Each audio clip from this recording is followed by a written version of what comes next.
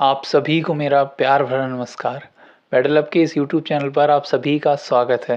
मैं उम्मीद करता हूँ आप सभी बढ़िया होंगे और आप सभी की तैयारी बहुत ही बेहतरीन चल रही होगी। तो आज का ये हमारा नया सफ़र शुरू होने वाला है और इस सफ़र में यकीनन आपको बहुत ही मज़ा आने वाला है और आपकी दिल की धड़कन आपके हाथ में आ जाएगी।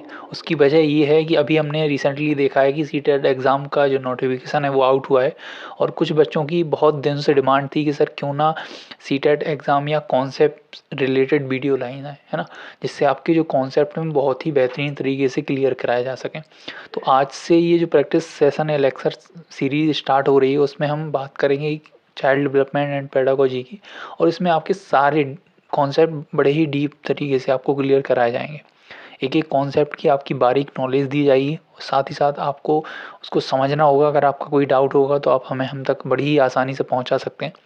तो किसी भी काम को शुरू करने से पहले सबसे पहले उसे मेल जोड़ बढ़ाना बहुत ही ज़रूरी है। तो सीटेट एग्ज़ाम में क्या आता है, क्या पूछा जाता है specially child development and pedagogy वाले पार्ट से, वो जानते हैं। और कैसे ही हमारी लेक्चर सीरीज़ आगे बढ़ेगी, किन चीज़ों को हम पढ़ेंगे, किन किन चीज़ों को इसमें कवर किया जाएगा, वो सारी जानकारी आपको इस वीडियो के माध्यम से दी जाएगी। तो चलिए बढ़ते हैं अपने एग्ज़ाम के सिलेबस की ओर। तो इस एग्ज़ाम में जो आपका मेन पार्ट है वो दो सेक्शंस में अगर मैं डिवाइड करूँ तो पहला है चाइल्ड डेवलपमेंट और दूसरा है आपका पेडागोजी, है ना। तो अगर चाइल्ड डेवलपमेंट की बात करें तो अभी तक हो सकता है कुछ लोग पहली बार इस एग्ज़ाम में अपीयर हो रहे हों, कुछ लोग ऑलरेडी इस चीज़ को पढ़ चुके हों, बट फिर भी जो फर्स्ट अपना वीडियो है उसमें जैसे मैंने कहा इंट्रोडक्टरी वीडियो है जिसमें हम सिलेबस के बारे में जानकारी लेंगे। तो उसमें अगर बात करें चाइल्ड डेवलपमेंट की, तो जहाँ आपकी चाइल्ड डेवलपमेंट की शुरुआत होती है वो है आपका ग्रोथ एंड डेवलपमेंट वाला टॉपिक। इसमें क्या है, इसमें हम जानेंगे कि आखिर ग्रोथ एंड डेवलपमेंट क्या है ना। अगर ये अलग अलग नाम आपको दिख रहे हैं तो कहीं ना कहीं इनमें कुछ ना कुछ डिफरेंस भी होगा। तो उस डिफरेंस को जानेंगे, किन पॉइंट पे इनमें सिमिलरिटी देखने को मिलती है, क्योंकि कई बच्चे इन दो पॉइंट में आपस में कन्फ्यूज़ भी होते हैं। तो उसके बारे में भी जानेंगे। साथ ही साथ हम जानेंगे डेवलपमेंट की कौन कौन से सिद्धांत किन किन लोगों ने दिए हैं, क्या क्या सिद्धांत हैं, क्या प्रिंसिपल माने जाते हैं डेवलपमेंट की फील्ड में। इनमें कौन कौन सी अवस्थाएं देखने को मिलती हैं, आपके विकास में किस किस अवस्थाओं को जाना जाता है। जैसे आपको पता है कि इन्फेंसी होता है, आपका चाइल्डहुड है जिसमें दो सबसेक्शन बांटे गए हैं, उसके बाद अडोलसेंस है। वैसे चाइल्ड डेवलपमेंट या डेवलपमेंट अगर वर्ड को हम चुने तो आप जानते हैं डेवलपमेंट आपका गर्भ अवस्था से लेकर आपकी मृत्यु तक चलता है ना, बॉर्न टू टॉर्म आपका चलता है। तो लेकिन जो स्टेजेस की हम बात करेंगे वो यहाँ एक वर्ड बहुत ही मायने रखता है, वो है आपका चाइल्ड डेवलपमेंट। क्योंकि हम यहाँ चाइल्ड डेवलपमेंट बाल विकास को पढ़ रहे हैं, तो इसमें हम कहाँ तक, क्योंकि 18 साल से नीचे तक के बच्चे को हम एज अ चाइल्ड कंसीडर करते हैं, तो हम अडोलसेंस तक ही स्टेजेस को पढ़ेंगे हैं। उसके बाद अडल्टहुड भी आता है, ठीक है, उसके भी 3 पार्ट में डिवाइडेशन है, बट हम एडोलसेंस तक पढ़ेंगे। उसके बाद हम ऐसे फैक्टर देखेंगे जो कहीं ना कहीं डेवलपमेंट को प्रभावित करते हैं, चाहे वो पॉजिटिव वे में हो चाहे वो नेगेटिव वे में हो। इसमें जो फैक्टर आएंगे वो आपका हेरिडिटी और एनवायरनमेंट से संबंधित भी होंगे। जो आप इंटरनल और एक्सटर्नल फैक्टर्स के तौर पर डिवाइड करेंगे तो उनको समझेंगे क्या वो चीज़ें हैं, है ना। इस तरीके से ये हमारा ग्रोथ एंड डेवलपमेंट वाला चलेगा। उसके बाद हम जानेंगे कि डोमेन्स ऑफ डेवलपमेंट कौन कौन से होते हैं, मतलब विकास के कौन कौन से पक्षों के बारे में हम बात करेंगे। तो सबसे पहला जो हमारा पक्ष होगा वो होगा फिजिकल डेवलपमेंट के बारे में बात करेंगे, किस तरीके से हमारा फिजिकल बॉडी शेप लेती है, कैसे उसमें विकास होता है। कॉग्निटिव डेवलपमेंट की या संज्ञानात्मक पक्ष की हम बात करेंगे, जिसमें हम जानेंगे कि मानसिक संक्रियाएँ कैसे हमारे मतलब जीवन में विकास दौरान घटित होती हैं, कैसे कैसे हम लॉजिकल थिंकिंग को अपनाते हैं, क्रिएटिव थिंकिंग को अपनाते हैं। उसके बाद संवेगात्मक पक्ष या इमोशनल डेवलपमेंट भी हम जानें किस प्रकार से एक बच्चे में होता है, इमोशन किस प्रकार उसमें डेवलप होते जाते हैं और बड़ी ही कुशल तरीके से वो इमोशनली डील कर पाता है। इसके बाद सोशल इंटरेक्शन है, सोशल डेवलपमेंट को भी जानें कि बच्चा अपने वातावरण के साथ, अपने आसपास के सराउंडिंग के साथ कैसे इंटरेक्ट करता है, कैसे वो एज अ सोशल एनिमल अपनी लाइफ को जीता है। अगर बात करें मोरल डेवलपमेंट की तो उसके नैतिक पक्ष को भी जानते हैं कि बच्चा कब सही और गलत की पहचान करना सीखता है, कैसे वो अपने डिसीजन को आगे मेंटेन करता है इस मोरल डेवलपमेंट को लेकर। तो ये आपका डोमेन ऑफ डेवलपमेंट के पार्ट को कवर करता है। ये आपके टॉपिक के सब टॉपिक हम यहाँ डिटेल में डिस्कस करें, हो सकता है इनके और भी सब टॉपिक हों तो उनको हम अपने जो कॉन्सेप्ट रिलेटेड या वीडियो पढ़ेंगे लेक्चर सीरीज में उसमें कवर करते चले जाएंगे, है ना। अभी हमने जैसे बात करी थी स्टेज ऑफ डेवलपमेंट की, तो मेनली आपकी 3 अवस्थाएं, इन्फेंसी, चाइल्डहुड एंड एडोलसेंस। अब चाइल्डहुड की 2 सब सेक्शन बांट दिए जाते हैं, कोई इसे अर्ली चाइल्डहुड और मिडिल चाइल्डहुड। मिडिल को ही कोई कोई लेटर चाइल्डहुड भी कह देता है, तो ये बात आपको कन्फ्यूज़ नहीं होना है। इसकी अलग अलग अवस्थाएं हैं, जैसे मतलब जन्म से आपका 2 वर्ष तक क्या है शैशवावस्था मानी जाती है, इस तरीके के क्वेश्चन पूछे जाते हैं डायरेक्ट जो फैक्चुअल बेस हैं।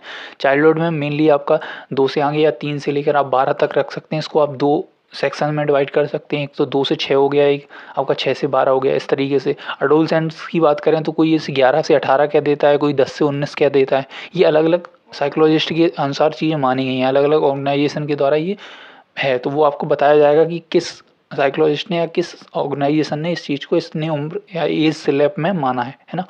आगे अगर हम बात करें इसी चीज़ को लेकर लर्निंग की, तो हम सभी यहाँ जो लेक्चर सीरीज अटेंड कर रहे हैं वो किस लिए कर रहे हैं? कुछ ना कुछ सीखने के लिए, लर्निंग के लिए। तो हम जानेंगे लर्निंग है क्या, आखिर लर्निंग होती क्या है, क्योंकि हम सभी कहीं ना कहीं हर फेज में लर्निंग करते रहते हैं। तो इसको हम जानेंगे कि लर्निंग है क्या, उसके कॉन्सेप्ट को जानेंगे, समझेंगे उसकी अवधारणा क्या है, कैसे उस पर बात की जाती है, या साइकोलॉजिस्ट ने उसके ऊपर क्या क्या बातें कही हैं। उसके बाद हम फैक्टर जानेंगे कौन कौन से ऐसे फैक्टर हैं जो हमारी लर्निंग को क्या करते हैं, अफेक्ट करते हैं, उससे कहीं ना कहीं बाधित करते हैं। वो चाहे पॉजिटिव वे में अफेक्ट करें या नेगेटिव वे में, वो समझेंगे हम। उसके बाद हम जानेंगे कौन कौन से मनोवैज्ञानिकों ने इस पर लर्निंग पर अपनी अपनी बातें रखी हैं, किस तरह की उन्होंने थ्योरीज दी हैं। तो उसमें मेनली हम पढ़ेंगे थॉर्नडाइक को, पेवलोव को और स्किनर को, है ना। क्योंकि ये अक्सर बहुत ही ज़्यादा चांसेस हैं कि ये पूछे जाते हैं। उसके बाद थ्योरी को कवर करने के बाद हम अधिगम वक्र के बारे में पढ़ेंगे या लर्निंग कर्व के बारे में पढ़ेंगे, कि हमारा जो मतलब विकास के दौरान सीखने का वक्र जो है वो किस तरीके से चलता है। कई लोगों का एस शेप में चलता है, आपका ऊपर आता है फिर नीचे आता है, इस तरीके से ये वक्र हैं जो वो कुछ समझेंगे कि अधिगम के कर्व किस तरीके से हमें देखने को मिलते हैं, है ना। कितने कर्व होते हैं ये भी समझेंगे। अगर बात करें इंटेलिजेंस की, तो इसको लेके हम सभी कहीं ना कहीं बहुत ही उतावले होते हैं, क्योंकि हम सभी जानते हैं कि हम बुद्धि को अपनी बढ़ाना चाहते हैं कि ज़्यादा से ज़्यादा बुद्धि हमारे अंदर आ जाए। तो एक्चुअल में ये जानेंगे कि आखिर बुद्धि है क्या, है ना। बुद्धि को समझेंगे। बुद्धि को समझने के बाद हम ये जानेंगे कि बुद्धि के कौन कौन से सिद्धांत हैं या कौन कौन से साइकोलॉजिस्ट ने बुद्धि के ऊपर रिसर्च करी है, अपनी अपनी मत रखे हैं। उसके बाद बुद्धि को जानने के बाद हमें लगेगा अच्छा हम बुद्धि को कैसे मापें, कैसे समझेंगे हम ज़्यादा बुद्धिमान हैं या कम। तो हम इंटेलिजेंस टेस्ट के बारे में भी जानेंगे, समझेंगे कौन कौन से ऐसे टेस्ट बताए गए हैं या हैं अभी साइकोलॉजी की फील्ड में जो कहीं ना कहीं बुद्धि को मेजर करते हैं। उसमें ही एक कॉन्सेप्ट अपना निकल के आता है, वो है आईक्यू का, है ना।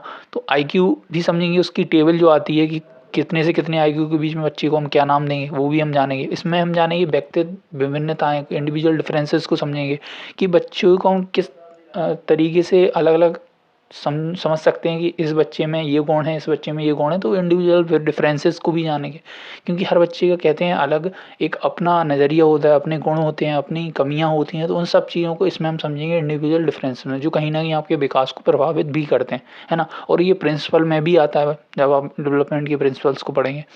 इसमें अब अगर बात करें असेसमेंट एंड एवेल्यूशन की, तो एवेल्यूशन और असेसमेंट जो है वो आपका चाइल्ड डेवलपमेंट का मेनली टॉपिक ना होकर ये पेडागोजी का आपका टॉपिक हो जाता है। क्यों? क्योंकि मैंने कहा था कि आपका चाइल्ड डेवलपमेंट एंड पेडागोजी आपके 2 सेक्शनों में डिवाइड है, एक चाइल्ड डेवलपमेंट, दूसरा पेडागोजी। तो असेसमेंट एंड एवेल्यूशन का आपका जो टॉपिक है वो हम पढ़ेंगे पेडागोजी में। और आपकी इतनी सब्जेक्ट की पेडागोजी आपको शिक्षा शास्त्र पढ़ाया जाएगा, ईवीएस हो, आपका साइंस हो, आपका मैथ हो, आपका इंग्लिश हिंदी लैंग्वेज एक हो गया। तो उसमें जो असेसमेंट वाला पार्ट है वो आपका ऑल ओवर द सेम रहेगा, वो उसमें चेंजेस नहीं आने। थोड़े बहुत आपके मेथड्स, टीचिंग मेथड वो हैं वो बदल देंगे, तो उनको एक ही लेक्चर वीडियो या एक ही बार में कवर करा दिया जाएगा, क्योंकि वो कॉमन टॉपिक है ना। तो उसको बार बार रिपीट करने का कोई मतलब नहीं निकलता है। एक ब्रॉड वे में हम उसको पूरा कवर कर लेंगे। इसमें आपकी सारी सब्जेक्ट की पेडागोजी का जो असेसमेंट एंड एवोल्यूशन है वो कवर हो जाएगा। इसमें हम जानेंगे इसकी डेफिनेशन को क्या है, इसकी परिभाषाएं हैं, इसके टाइप्स क्या हैं, उसमें चाहे आकलन का टाइप हो या मूल्यांकन का टाइप हो। अचीवमेंट टेस्ट को समझेंगे कि आपने कई बार पोर्टफोलियो का नाम सुना होगा, है ना, और इस तरीके से प्रोजेक्ट का नाम सुना होगा, और कई तरीके के आपने अचीवमेंट टेस्ट के नाम सुने, उनकी रिलायबिलिटी क्या है, वैलिडिटी क्या है, इस तरीके के नाम अगर आपने सुने तो उनको हम सब इसी में कवर करेंगे। और मेनली एक जो आपका टर्म चलता है सीसीई के नाम से, क्योंकि ये सारी चीज़ें आपकी सिलेबस में मेंशन है। सीसीई को समझेंगे कि सीसीई की क्या अवधारणा है, इसको लाने के पीछे क्या मोटिव है, क्यों लाया गया है, और इससे क्या मतलब आपके आकलन और मूल्यांकन में क्या बदलाव देखने को आपको मिलेंगे।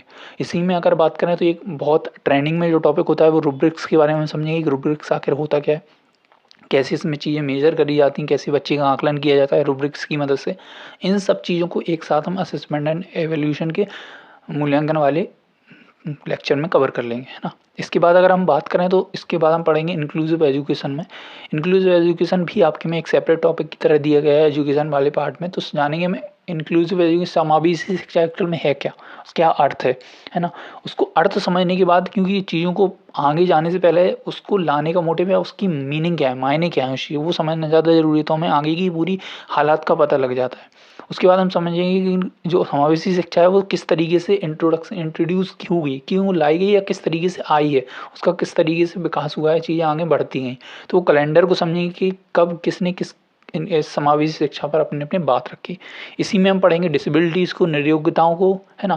तो किस तरीके की निर्योग्यता आपके सामने है, जैसे PWD के बारे में पहले बात आई थी, फिर उसके बाद RBWD कर दिया गया था। इसी में आप ADHD के बारे में पढ़ेंगे, है ना, SLD के बारे में पढ़ेंगे। तो ये सब चीज़ें डिसेबिलिटी जो है आपकी उसमें कवर की जाएंगी।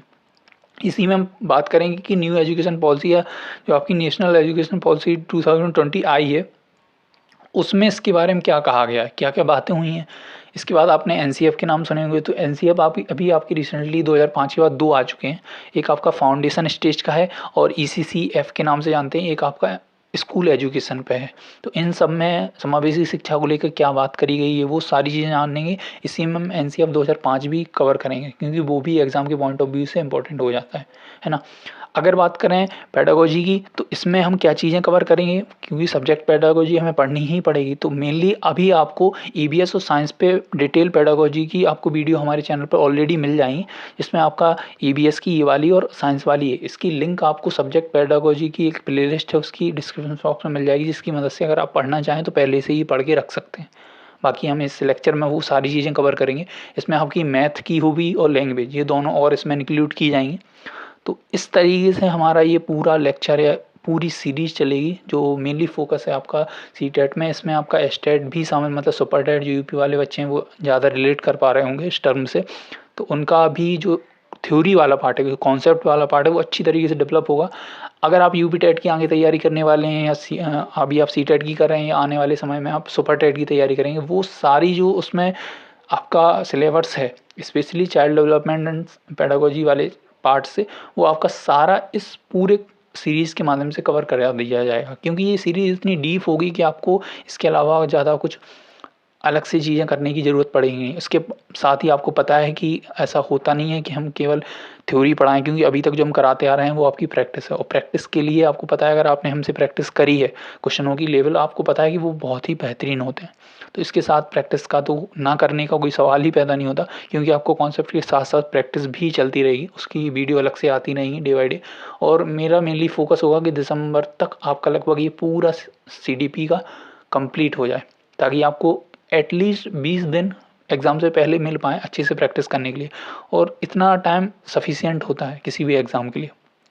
तो ये ओवरऑल आपका पूरा सिलेबस था जो हम आगे आने वाले टाइम में कवर करने वाले हैं। मैं उम्मीद करता हूँ आपको पूरी स्थिति का जायज़ा समझ में आ गया होगा, किस तरीके से हम आगे बढ़ेंगे इस सफ़र में। तो मिलते हैं अगले अपने लेक्चर सेशन के साथ। तब तक के लिए बाय बाय, टेक केयर।